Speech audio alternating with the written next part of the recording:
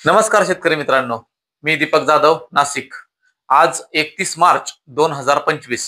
बघा, ज्याप्रमाणे Indian meteorological department म्हणजे भारतीय हवामान खात्याने जे प्रिडिक्शन दिलंय किंवा विदेशी मॉडेल जे सांगताय 1 तारखेपासून पावसाच्या शक्यता या दिसताय, तर त्यानुसार कोणत्या जिल्ह्यात आणि किती कोणत्या तारखेला पावसाच्या शक्यता आहे हे आपण बघूया।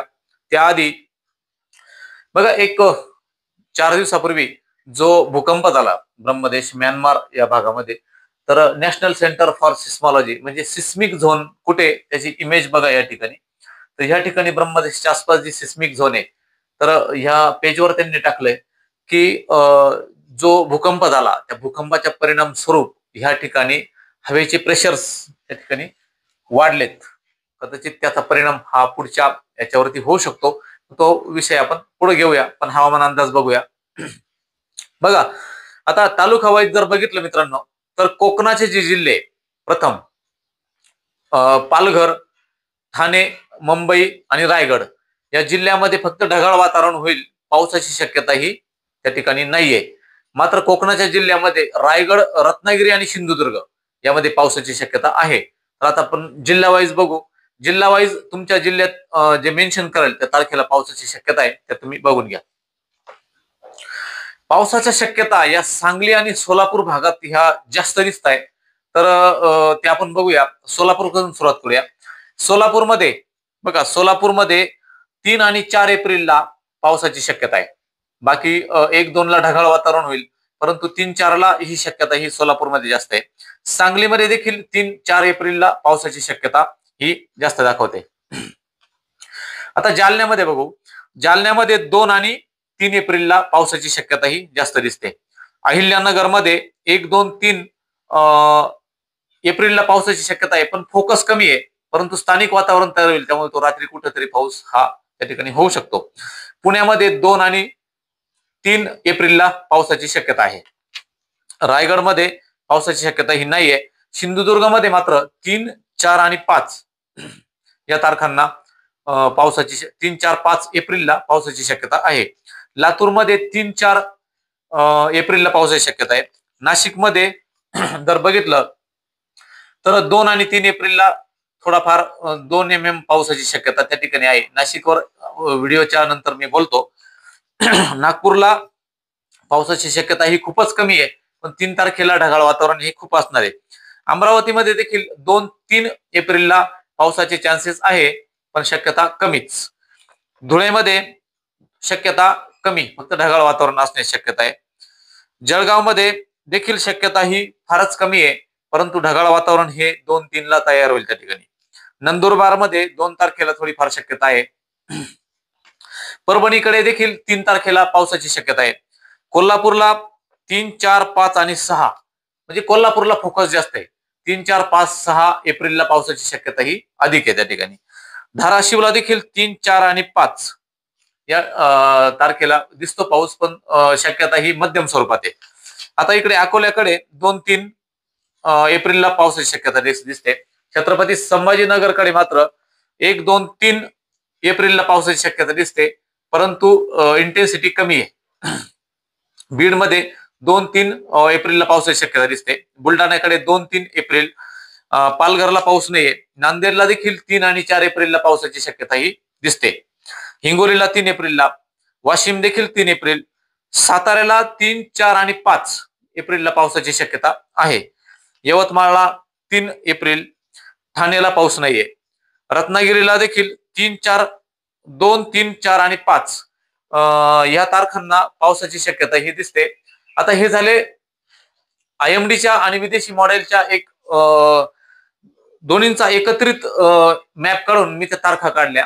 तर ह्या तारखांना ज्या जिल्हा मेन्शन केला तर त्या जिल्ह्यात त्या वेळेस पावसाची शक्यता ही दिसते। आता बघा, साधारणपणे IMDच्या पेजवर जाऊन त्यांचे जे ट्रायंगल दाखवले ते आपण बघूया।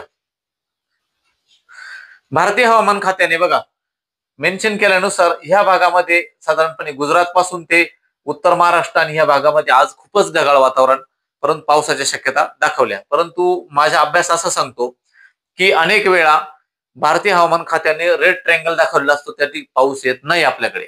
त्याच्यामुळे हे फक्त माहिती करता अंदाज घ्या तुम्ही. पुढचं 1 एप्रिलला बघा भारतीय हवामान खात्याने जे येलो ट्रायंगल दाखवला. ग्रीन ट्रायंगल म्हणजे ढगाळ वातावरण आणि येलो ट्रायंगल म्हणजे पावसाच्या शक्यता. आता जर तसं बघितलं, येलो ट्रायंगल म्हणजे काय होईल, फक्त या ठिकाणी ढगाळ वातावरण तयार होईल आणि स्थानिक वातावरण त्या ठिकाणी तयार होईल आणि पावसाच्या शक्यता ह्या ज्या मी जिल्हे सांगितले, तारखा सांगितल्या, त्याच्यात पावसाच्या शक्यता आहे. 3 तारीख बघूया. 3 तारखेला देखील विदर्भ सोडला तर महाराष्ट्राच्या बऱ्याच म्हणजे जवळपास 70% महाराष्ट्रामध्ये पावसाच्या शक्यता या दिसतात. 4 तारखेला फक्त सातारा, सांगली, कोल्हापूर, सोलापूर या भागातच पावसाचे चान्सेस दिसतात.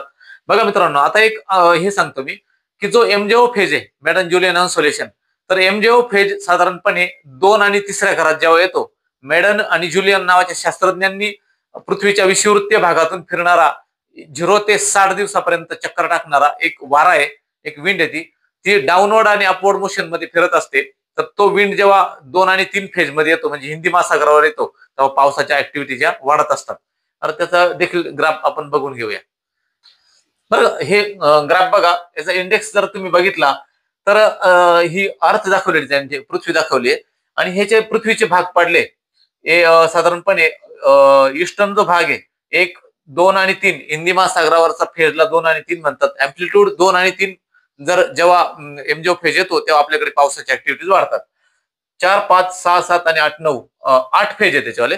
आता जर बघा, आता ह्या फेज मध्ये जर विचार केला की 2 आणि 3 फेज मध्ये जर तसं बघितलं, फॉरकास्टिंग त्यांनी सांगितलं की पुढच्या 2 आठवड्यापर्यंत एमजेओ फेज हा वीक राहण्याचा एक फॉरकास्टिंग दिलाय. तरी पण बघा, साधारणपणे महाराष्ट्रामध्ये 2, 1, 2, 3, 4 या तारखांना पावसाच्या शक्यता महाराष्ट्रामध्ये आहे. तरी त्याच्यानंतर पावसाची शक्यता कमी होते. मात्र पुन्हा एकदा 9, 10, 11, 12, 13, 14 या तारखांना पावसाच्या शक्यता या दिसतात, पण तो लांबचा अंदाज आहे. साधारणपणे 18 एप्रिल पर्यंत पावसाचे चान्सेस हे दिसतात. बघा, आता पाऊस कशा स्वरूपात आहे तसं जर बघितलं तर नाशिक जिल्ह्यामध्ये पावसाच्या शक्यता ज्या आहे, बघा सर्वांनी अंदाज घ्या, कारण कांदा आणि द्राक्ष क्षेत्र हे नाशिक जिल्ह्यात मोठं आहे. तर ह्या ठिकाणी पावसाचा अंदाज असा आहे, मॉडेल आधारित नाशिक जिल्ह्यात पावसाचा अंदाज नाहीये, परंतु स्थानिक वातावरण मात्र तयार होते. IMD ने देखील अलर्ट दिलाय, पण विदेशी मॉडेल पाऊस दाखवत नाही नाशिक जिल्ह्यात. तरी पण बघा, अंदाज कसा असेल, रात्री देखील, काल रात्री देखील तुरळक ठिकाणी टिपटिप आपल्याकडे पाऊस झाला. तर 1, 2 आणि 3 या तारखेला नाशिक जिल्ह्यामध्ये अतिढगाळ वातावरण तयार होईल. मॉडेल आधारित पाऊस जरी नसला तरी हे स्थानिक वातावरण तयार झाल्यानंतर रात्री कुठेतरी पावसाच्या टिपटिप पाऊस हा होऊ शकतो नाशिक जिल्ह्यामध्ये. साधारणपणे फोकस हा 2 आणि 3 एप्रिलला नाशिक जिल्ह्यामध्ये दुपारनंतर पावसाची शक्यता आहे. तर ती कशी आहे, खूपच कमी, परंतु जे ढग तयार होतात, क्लाउड फॉर्मेशन ते तयार होतं दिवसा, ते ढग मात्र रात्री कुठंतरी पाऊस हा टिपटिप पडत असतो.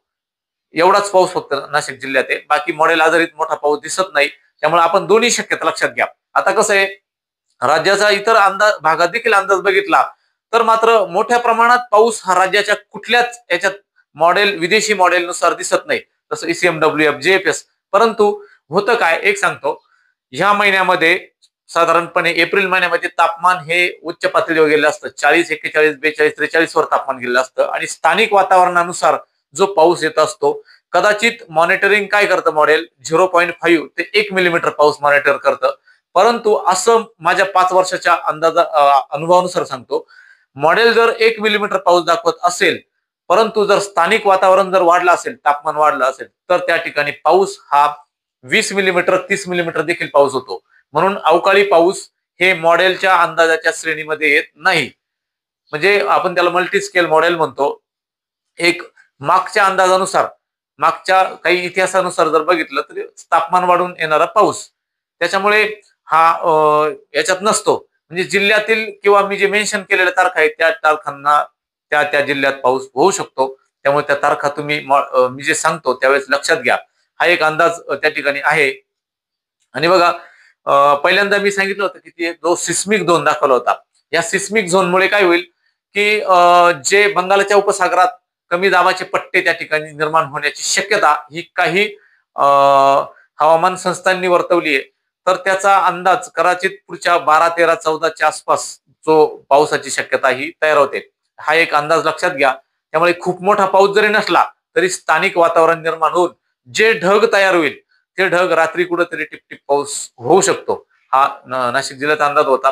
राज्यामध्ये फक्त सातारा, सांगली, लातूर, कोल्हापूर, सोलापूर आणि सिंधुदुर्ग आणि रत्नागिरी या भागामध्ये पावसाचा फोकस हा थोडा जास्त दिसतो. तो देखील 3, 4 आणि 5 तारखेला लक्षात घ्या या तारखा.